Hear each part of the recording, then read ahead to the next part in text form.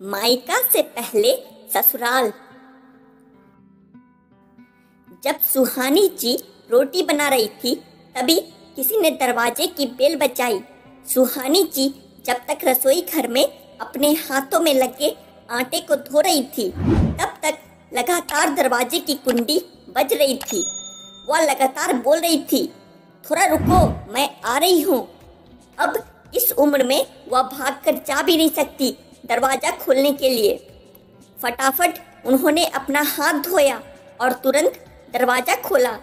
जैसे ही उन्होंने दरवाजा खोला और सामने देखा तो उनकी बेटी निर्मला दरवाजे के बाहर खड़ी थी। तब उन्हें आश्चर्य हुआ कि कुछ बताया भी नहीं, मैंने भी नहीं बुलाया, तो निर्मला अचानक कैसे आ गई। अपनी बेटी को देखकर सुहानी जी बोली, अरे बेटा, आने से पहले बताना तो चाहिए था ना, अकेले ही आई हो, जमाई जी और बच्चे कहाँ हैं? सुहानी जी ने एक साथ कई सारे सवाल किए। तभी निर्मला बोली, माँ, क्या कोई अपनी प्यारी इकलौती बेटी का ऐसे स्वागत करता है? मुझे लगा कि तुम मुझे अचानक देखकर बहुत खुश होगी और सबसे पहले मुझे गला लगा लोगी, पर यहाँ तो सब कुछ उल्टा ही हो रहा है। शायद तुम दुनिया की पहली माँ होगी जो बेटी को ससुराल से अपने घर आते देख खुश होने के बजाय चिंता में पड़ गई। क्या मैं अकेली अपने घर नहीं आ सकती? क्या हमेशा दामाद और बच्चों के साथ ही आना जरूरी है? बोलकर निर्मला घर में प्रवेश कर गई और अपना सामान रखकर बोली, माँ, भाभी कहाँ पर है? भाभी, जल्दी चाय नाश्ता लेकर आओ, आपकी ननद आई है। बहू घर पर नहीं है बेटा, वो अपने मायके गई हुई है, सुहानी जी ने कहा। अच्छा, इसलिए तुम घर संभाल रही हो और खाना भी बना रही हो? माँ, तुम्हारी बहू के तो बड़े ठाठ है, बहू मौज से घूम रही है और सास घर संभाल रही है। वाह, और तो और बहू के आने से पहले ही खाना भी बना कर रखा है, उसे तो घर आकर कुछ भी काम करने की जरूरत ही नहीं पड़ेगी। बड़े नसीब वाली है तुम्हारी बहू, क्योंकि तुम्हारी जैसी सास किस्मत वालों को ही मिलती है माँ। और एक मैं हूँ जिसे उसकी सास कभी एक गिलास पानी भी नहीं पूछती। निर्मला ने ताना मारते हुए कहा, बेटा, प्यार और इज्जत ऐसी चीज है जो हम पहले किसी को देते हैं और फिर उससे अपेक्षा रखते हैं कि वह भी हमें वापस दे। सुहानी जी ने निर्मला को समझाते हुए कहा। सुहानी जी ने आगे कहा, बेटा, हर एक लड़की को अपने ससुराल में खुद से अपनी जगह बनानी पड़ती है, वहाँ कुछ भी आसानी से नहीं मिलता। तुम अपनी सास से एक गिलास पानी की अपेक्षा करती हो, ठीक? अच्छा, एक बात बताओ मुझे, उनका छोड़ो, तुम तो उनकी बहू हो ना, तो क्या बहू होने के बावजूद तुमने कभी उन्हें एक गिलास पानी दिया है? नहीं ना। अरे, तुम शादी के बाद ससुराल में रही कितने दिन हो? जब तुम्हारे मन को लगा तब अपनी बैग भरी और सीधा मायके आ जाती हो। मायका और ससुराल एक ही शहर में है तो इसका मतलब ऐसा नहीं होता कि तुम जब चाहो तब मायके आ जाओ और जितने चाहो उतने दिन रहकर वापस ससुराल चली जाओ।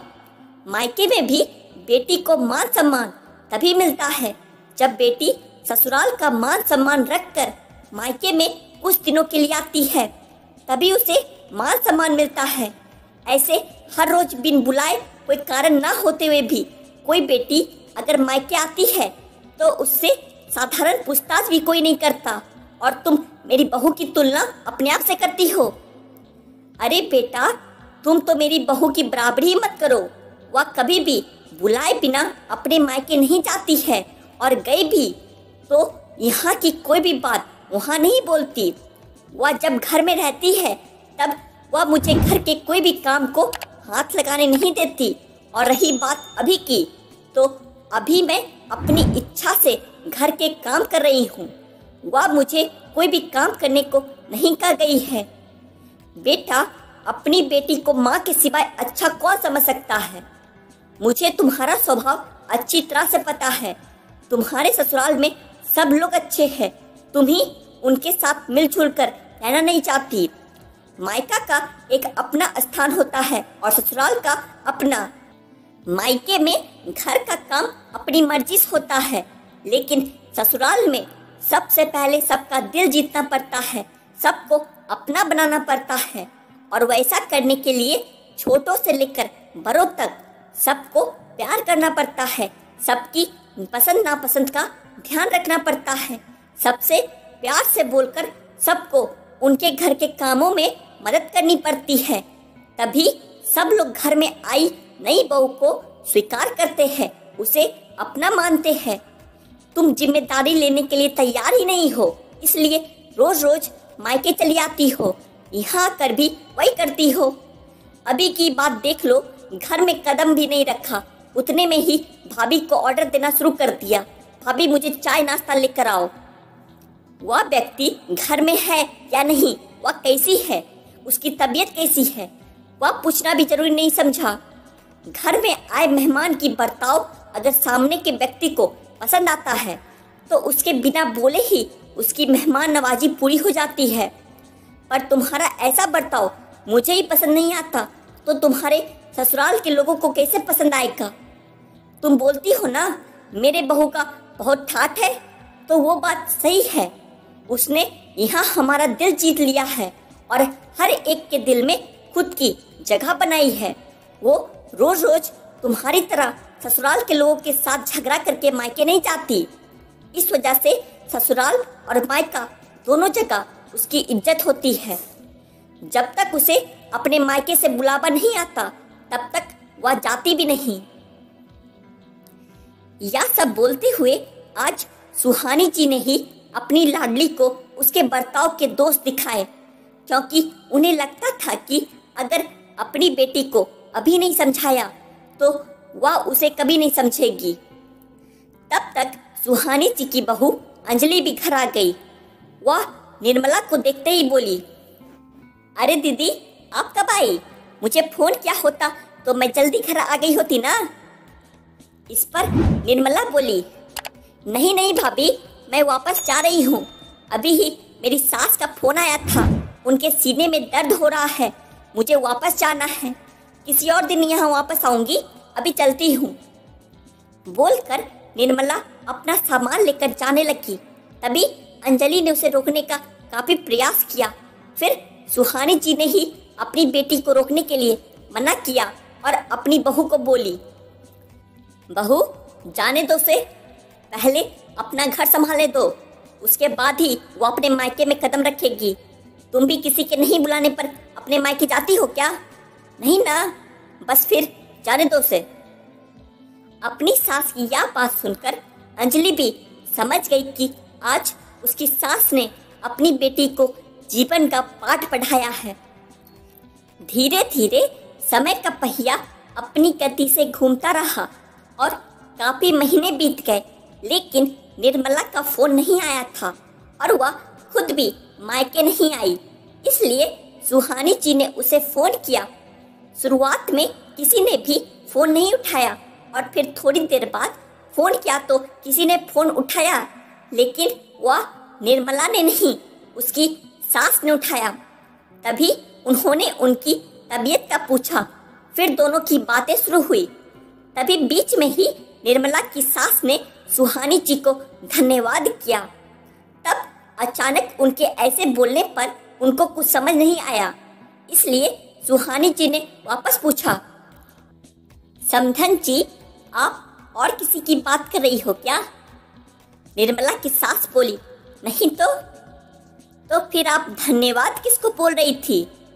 सुहानी जी के ऐसे पूछने पर निर्मला की सास बोली, समधन जी अब आपकी बेटी निर्मला बहुत समझदारी से बर्ताव कर रही है, सभी को अपना बनाने की कोशिश कर रही है, सभी की मनपसंद का खाना बनाकर खिलाती है, घर में बहुत आनंद का वातावरण बना दिया है उसने। कोई भी झगड़ा नहीं, जैसे स्वर्ग ही बन गया हो मेरा घर। और ये सब किया आपकी बेटी निर्मला ने। निर्मला के अच्छे बर्ताव से यह दिन हमें देखने मिले, हम बहुत धन्य हो गए। पहले हमें उसकी तरफ से कोई भी अपेक्षा नहीं थी, पर आपने जब से उसे समझा कर भेजा, उसके स्वभाव में बहुत बदलाव आ गया। आज उसी दिन के समझाने का नतीजा यह है कि जो निर्मला पहले अपने मायके जाने के लिए सिर पर पूरा घर उठा लेती थी, वह आज मायके जाना तो दूर की बात है, फोन पर किसी से भी बात करने की भी उसके पास वक्त नहीं है। वह अपने गृहस्थी में पूरा व्यस्त हो गई है और यह सब हुआ सिर्फ आपके समझाने के कारण। इसलिए मैं आपको धन्यवाद कह रही हूँ समधन जी। दोस्तों, सभी माँओं ने अगर अपनी बेटियों को ऐसे ही समझाना शुरू कर दिया और उनको समझ भी आ गया तो किसी भी घर में झगड़ा होगा ही नहीं और कोई भी घर नहीं टूटेगा। हर किसी का घर स्वर्ग जैसा बन जाएगा।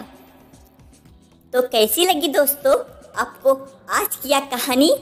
हमें कमेंट बॉक्स में बताना बिल्कुल ना भूले। और हाँ, ऐसी ही बेहतरीन कहानियाँ सुनने के लिए वीडियो को लाइक कर दे और चैनल को भी सब्सक्राइब कर ले। मैं फिर मिलता हूँ आपसे ऐसी ही एक बेहतरीन कहानी के साथ। तब तक के लिए खुश रहिए और हमेशा मुस्कुराते रहिए। धन्यवाद।